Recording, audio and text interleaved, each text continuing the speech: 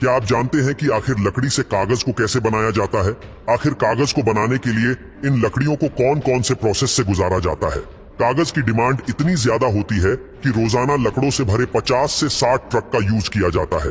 तो चलिए जानते हैं कागज बनने के शुरू से लेकर अंत तक के सफर के बारे में। इस प्रोसेस में सबसे पहले हम ऐसे पेड़ का चयन करते हैं जिसमें वुड फाइबर यानी लकड़ी के रेशे की मात्रा अधिक हो, जैसे कि स्प्रूस, पाइन जैसी लकड़ियों का इस्तेमाल किया जाता है।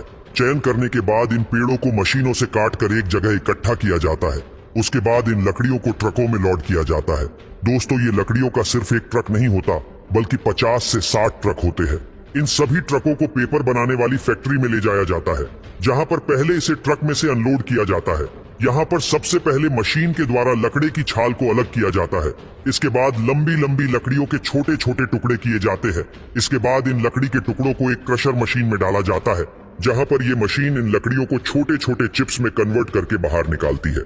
अब इन चिप्स को कन्वेयर बेल्ट के जरिए डाइजेस्टर में भेज दिया जाता है, जहाँ पर इन्हें एसिडिक सॉल्यूशन के साथ उबाला जाता है, जिस वजह से वुड फाइबर और लिग्निन दोनों अलग अलग हो जाते हैं।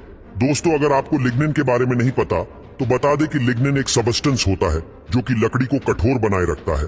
अब इस बचे हुए वुड फाइबर को अच्छे से पानी से साफ किया जाता है, जिससे बचा हुआ एसिडिक सॉल्यूशन बाहर निकल जाता है और फाइबर और भी ज्यादा सॉफ्ट और क्लीन हो जाता है। लेकिन तब भी वह इतना साफ नहीं होता कि हम इससे पेपर बना सके।